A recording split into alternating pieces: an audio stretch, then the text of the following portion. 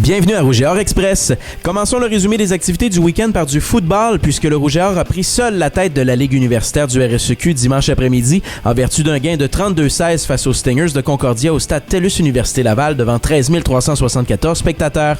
Les Lavallois amélioraient du même coup deux marques nationales qui détenaient déjà. Les hommes de Glenn Constantin, toujours invaincus en 5 parties, signaient ainsi une 23e victoire de suite, en plus d'enregistrer un 68e succès consécutif sur leur propre terrain. On joue avec une très bonne équipe, une équipe très physique. Je pense que c'est l'équipe qu'on a le plus physique qu'on a vu de l'année. Donc je pense qu'on a eu un peu de misère à prendre en charge l'animaler. Mais en général, je pense que je suis content de ce qu'on a vu. Encore beaucoup de choses à régler sur un couple de choses. On a fait jouer nos plus jeunes joueurs en fin de match, plus de complications. C'est une bonne guerre. Je pense que ça prend l'adversité, ça prend de la position. Et on en est aujourd'hui. Donc je suis content de comment on a quand même répondu à ça. En attaque, Maxime Boutin a connu un fort match avec 98 verges de gain au sol et un touché, mais c'est surtout la défensive qui s'est démarquée, ne donnant rien de bon aux Stingers avant la toute fin du 4e quart. L'un des acteurs importants, l'ailier défensif Vincent Desloges, n'a pas hésité à donner du crédit à ses coéquipiers pour justifier sa récolte de 3 sacs du quart. Les Billes ont fait une bonne job, ils ont serré couverture. Le fond des sacs, je vous dirais, c'était pas parce que j'ai eu un bon rush, mais parce qu'eux autres, ils ont tenu le fort. Ça a permis au corps arrière de ne pas lancer sa première lecture et on peut mettre de la pression grâce à ça. Là. Le Rouge et Or profitera maintenant d'une semaine de congé avant de reprendre le collier ici même au stade TELUS Université Laval le dimanche 19 octobre face aux Gators de Bishops. Contactez la billetterie du Rouge et Or pour vos billets au 88 656 foot.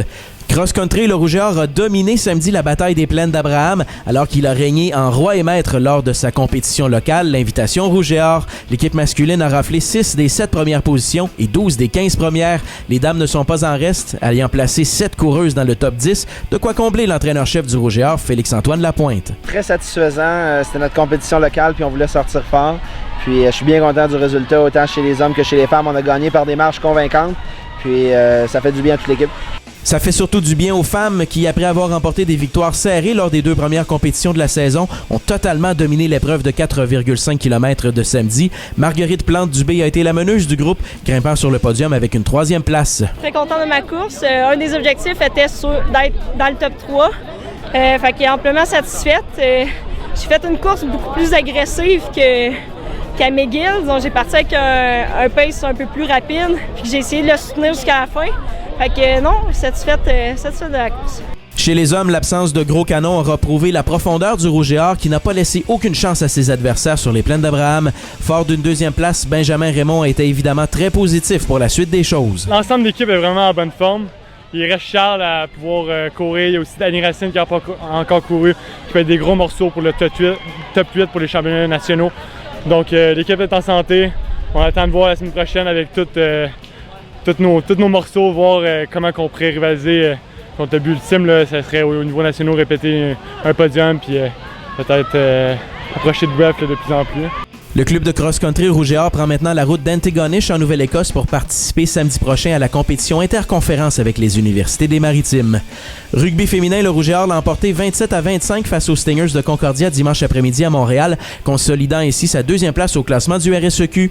Dans une rencontre où chaque équipe refusait de laisser l'autre se démarquer, les Lavalloises ont eu le dernier mot grâce au 3e essai du match de Frédéric Ferland qui portait la marque 27-20 en fin de rencontre. Le Rouge et Or est assuré d'affronter à nouveau Concordia en demi-finale provinciale le 18 octobre prochain au stade TELUS Université Laval. Badminton, la saison universitaire a pris son envol samedi à Chicoutimi alors que l'UQAC accueillait la première compétition par équipe mixte de l'automne. Le Rouge et Or est reparti du Saguenay bien en selle en première position après avoir remporté ses 6 duels. Maxime Marin et Anne-Julie Beaulieu ont largement contribué à ce résultat, signant une performance historique opposée à Philippe Charon des Carabins qui n'avait jamais perdu en double mixte depuis son entrée sur le circuit universitaire il y a 6 ans. Marin et Beaulieu ont défait la paire qu'ils formaient en compagnie de Mireille Denis 17-21, 21-19 et 21-16, ce qui donnait la victoire à Laval 3-2 dans son affrontement avec Montréal. Non seulement Marin et Beaulieu tiraient de l'arrière une manche à 0, mais également 18-15 dans la 2e manche avant de renverser la vapeur. Soccer, le Rouge et Or a connu un week-end parfait sur la route. Les femmes ont d'abord vaincu les Martlets de McGill 2-1 à Montréal vendredi soir avant de blanchir les Patriotes 3-0 dimanche après-midi à Trois-Rivières.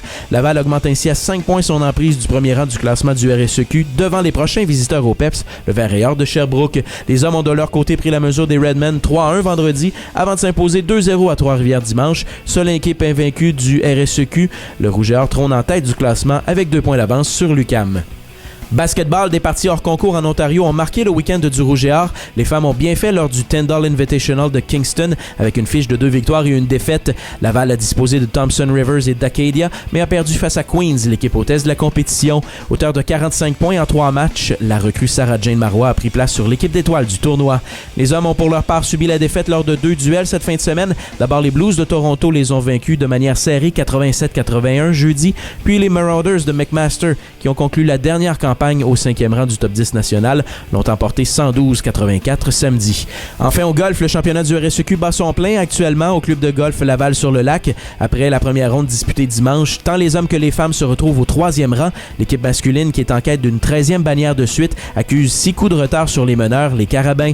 Quant aux Lavalloises, elles sont à 6 coups de la 2e place, mais à 19 de la tête occupée par Montréal. Maxime Marin et Frédéric Ferland sont les étudiants athlètes Rouge et Or, le groupe Sport Interplus de la semaine. Marin a mené le Rouge et Or à une performance parfaite lors de la première compétition de badminton par équipe mixte de la saison, alors que Frédéric Ferland a marqué 3 essais, dont celui de la victoire contre les Stingers de Concordia pour concrétiser la 2e place au classement et une partie de séries éliminatoires à la maison. C'est tout pour aujourd'hui. Continuez à partager le contenu et nous suivre sur les médias sociaux. On se dit à jeudi pour le prochain Rouge et Or Express.